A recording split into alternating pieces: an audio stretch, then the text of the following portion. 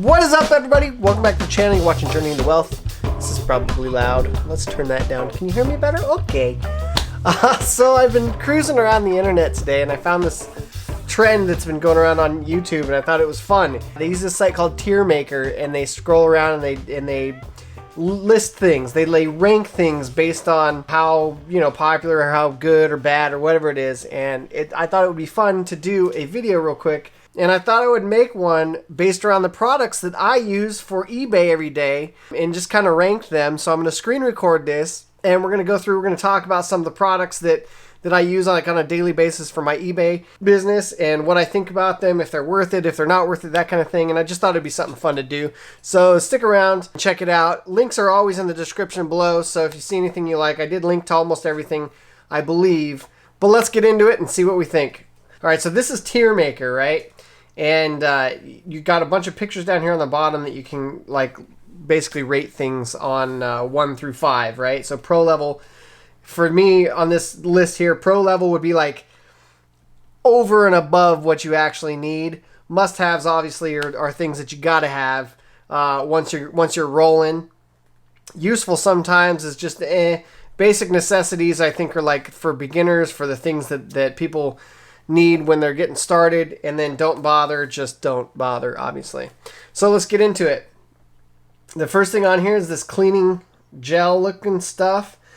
I actually use this stuff. So I bought this originally for a keyboard, like what it shows in the thing. I was looking for a keyboard cleaner, and I bought it for that. But I've actually found I can use this stuff for a lot more stuff. It's almost like slime, so it's kind of sticky, but it doesn't. And you would think that it would get into the grime areas and stick and be like stuck under keys and stuff, but it actually stays together really well.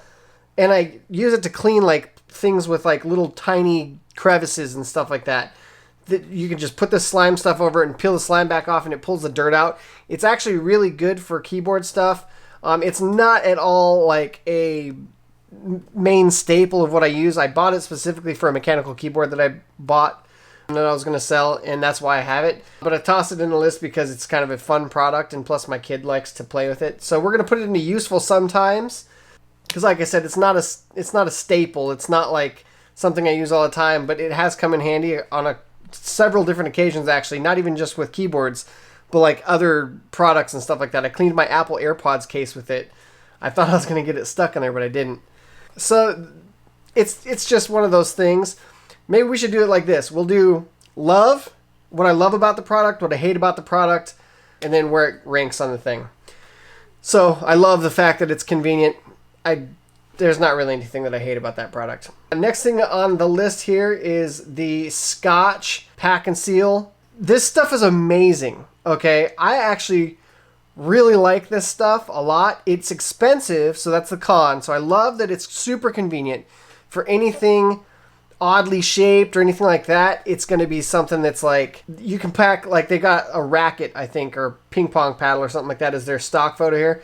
But you can pack, basically what you do with it is you can put anything, like if you had, I don't know, not breakable stuff, but if you had something, like if you had a TV remote and it was a really big TV remote and you didn't have a bag big enough that you could put this in, it's like bubble wrap that's sticky, but it doesn't stick to things that you put into it. It just sticks to itself.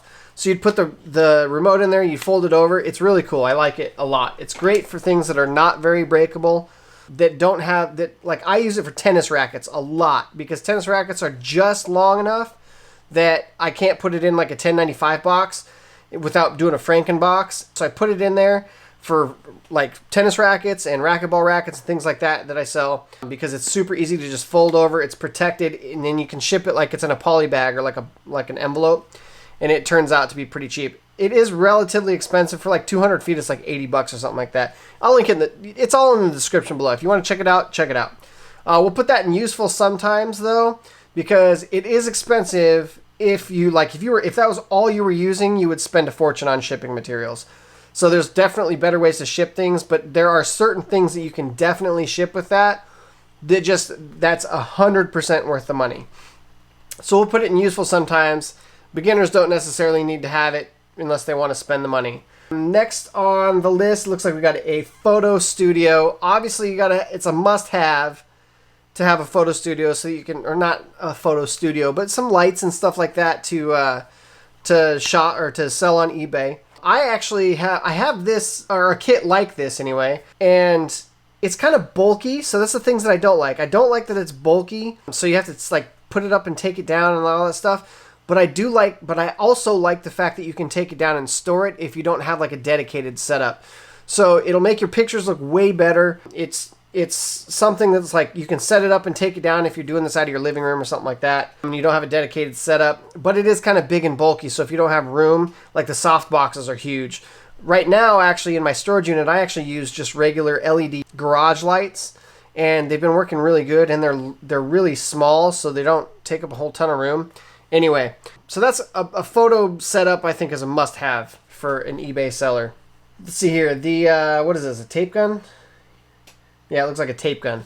A tape gun, I absolutely hate my tape guns, but I think that it's a basic necessity, right? It's 'cause everybody needs something to tape with. I actually prefer to use like a tape dispenser. I have like a pulled tape dispenser for large 2-inch tape, and I rarely use my tape gun unless it's something like on a big item or something like that. But I think it's a basic necessity to have because everybody kind of needs the tape packages. I don't know. What do we got here? Oh, thank you stickers. Don't bother. I'm going with don't bother on thank you stickers. If you had, for an eBay seller, now if you had like an Etsy store that you were doing like crafty type stuff, that might be a different answer. But for an eBay seller, I've seen a lot of people like on TikTok and stuff, like where they package up their stuff and they put a nice little thank you sticker or whatever. I have thank you cards and stuff that I put in there. I'm not going to waste money on thank you stickers. I think it's a don't bother. Let's see here. What else? What is this? Oh, this is the carousel. So this thing right here is, it's not a basic necessity. It's either useful sometimes or don't bother. We'll go useful sometimes. So I actually have one of these that I use for small items, right? Because I'm lazy, and rather than sitting there and turning it and taking pictures and whatever, on a small item, I'll just set the small item on the carousel and I'll click, click, click, click as it turns, and then I'll tip it on its side, click, click, click, click.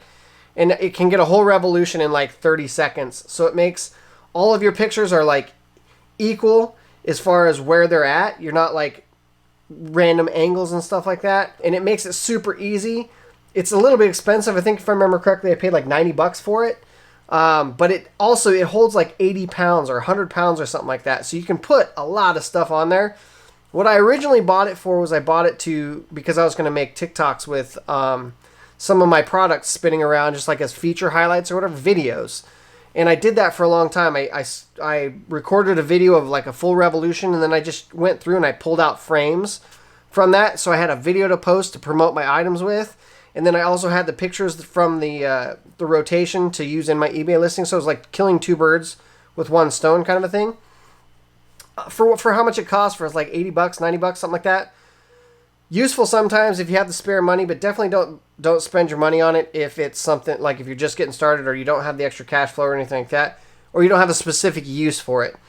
And more and more I'm starting to sell a little bit more like jewelry and stuff like that, and I'm definitely getting my money's worth out of it on that. So if you sell things like watches, jewelry, anything small like that, it is worth the money for that because it makes your stuff look really nice, and it allows you to just get your camera in there and then let the product move instead. So I would say that. What else do we have here? What is this? Oh, the Reseller Ruler. The Reseller Ruler. Oh, I don't want to make anybody mad. I actually came across one of these in a thrift store. That's how I came upon it. I've used it twice, but I don't sell clothes. Okay, so keep that in mind. If you sell clothes, this thing might be something that you'd want. It basically, it's like a ruler that's got like a pivot point, and you can put it on your clothes, and so you can measure across and up and down all at the same time. So you could measure, like say from the neck to the bottom, and then armpit to armpit, all in the same shot, and you take a picture with it. And it's like 2 yardsticks. So it's a yardstick long, but it can also be a yardstick wide too. Ooh. I'm going with don't bother because I don't use it. I have one. It has not come into use that often for me because I don't sell that many clothes. I rarely sell clothes. So that's why that's in don't bother. I'm not trying to piss anybody off. But what's next? This This thing is the mother of all tape machines. I don't actually own this, but I want to because it's super expensive. It's like $1,200 or something like that. But this is a paper level, or this is like a pro level tape dispenser. This is what Amazon uses in their shipping fulfillment centers. It basically, I think Bearded Picker actually has one of these, and there's a dude on TikTok that has one of these, and I love this thing. And you like push a button and it spits out whatever length of tape it is. I think it's got like 10 or 12 functions on the left side. So if you have a box that's like 10 inches wide, you can spit out 12 inches of tape. So there's little to no waste of tape, and it just spits it all out at you. Done. Super efficient, super quick, super expensive. But pro level stuff, definitely pro level stuff. That's going in the pro level category. All right, next on the list, everybody needs a scale. So we're going to put this in basic necessity because this is the Accuteck scale, I believe. I have the Accuteck scale, and I love it. I've actually got like 5 scales, but the Accuteck scale I use the most. The only thing that I don't like about it is that it's got kind of like a relatively small platform to put your items. So if you have big items, it's kind of like sometimes they like rock and bounce kind of weird. So there's not a huge platform, but one thing that I really do love about it, it's got the little digital readout that's separate. So you can put the digital readout over here and have your box over here, so you're not like... Some of my other scales have the screen on the actual scale. I set a big old box on there that's bigger than the scale, and I have to like figure out how to see the weight for the package. So that's kind of a pain. But that is a basic necessity. You do need that for eBay if you're going to be doing eBay sales, because you need to know how much your package weighs. And get your shipping right on that. So we'll put that under basic necessities. Yeah. These things, these are actually dispense. I'm putting these in must-have because, and here's why. They're not must-haves, but they're must-have for me. They are, I think what they're originally made for is like makeup, like astringent and stuff like that for like people that are wiping makeup off. Basically what it is, it's a bottle, and it's got like a little cup on top, and you take a rag and you push down on the cup, and then it like saturates the rag with whatever. What I use them for is I put alcohol in them, and so then I take a rag, like when I'm cleaning off items, I take a rag and I just have to push it down and squirt the item a couple times, and I've got alcohol in a rag. Instead of having to use like wipes or like a spray bottle or anything like that, those things are like, I use those every single day that I'm prepping inventory for any kind of like sticker residue or anything like that. I use those things all the time. I put alcohol in them. They're linked in the description below. Definitely check those out. They're only like $6. They're super cheap and ultra useful. So that's a must-have for me. Box resizer. I think there's 2 of them in here actually. Yeah, we'll do both of them. Okay, so the box resizer is this one right here. I'm gonna say that's a must-have for me because I use it all the time. When you're resizing boxes and stuff, this specific one it's actually on a square tube, and you can measure the distance down that you want to do it, and it makes it nice and easy. If you have an open box, you can like say you want 3 inches off the top, you put the marker at 3 inches, you tighten it down, and then it runs around the whole inside of the box and it cuts off 3 inches. Then you slice up the sides, folds down super easy. Really, you get a really professional looking Frankenbox, for lack of a better term. So like some people just like fold the edges over and you got that wavy, like weird top edge on it, and it doesn't look like it was supposed to be folded there. I get actually really good results with this. That's why I'm going to put it in the must-have. It is a little bit weird sized and whatnot as far as like being bulky or whatever, and it's not very good for like flat boxes if you're resizing a box before you've built it out because of the way that the wheel is on there, which actually leads me to the next thing. The next box resizer is... I don't use it as often, so I'm going to put it in useful sometimes, but I believe there's a fellow reseller that's actually responsible for this. This is like it's like a cut knife on one side and a box resizer on the other side. And so you have basically the same like perforated wheel, only it's on the back half of it. So if you've got a box that's flat and it hasn't been folded up yet, you can actually take a guide and you can cut perforations and whatever you need. And that does come in handy when I'm like creating a box, but I don't use it nearly as much because when I stick it inside of a box, I don't ever get a straight line. If the box is already built, I don't get a straight line for it. So I don't use that as often, but they're both box resizers. Next is my all-time favorite. I'm putting this in pro level because a couple reasons. One, This thing is super expensive for some stupid reason. You cannot get a hold of it. It is the Brother QL 1100 NWB. I believe that's what that one is. And either way, that's the one we're talking about. And it's really hard to find in stock because it's so popular. The thing that I love about it, wireless. I actually have one of these in my storage unit, and that's where I print most of my labels, so I don't have to have my computer there. I don't have to have anything. I can print it straight from my phone. It hooks up to the iPhone, and it hooks up to my Android tablet. It's completely wireless. It prints fast. It's super clear. There's not a whole lot to complain about in there other than it's Brother, so it takes proprietary labels, which I don't like. And it's super expensive. I think it was like $380 or something like that is what I spent on that thing. But if you need a wireless printing solution, it's hard to beat. I mean, I don't know one that you can get that's wireless, that's that price range, if you can find it. So yeah, I'm putting that on pro level. I really like that. If you're in the need for like a wireless thermal printer, definitely check out the Brother. What do we got here? Goo Gone. Goo Gone's useful sometimes. Yeah, we'll put it in useful sometimes. I have a love-hate with Goo Gone.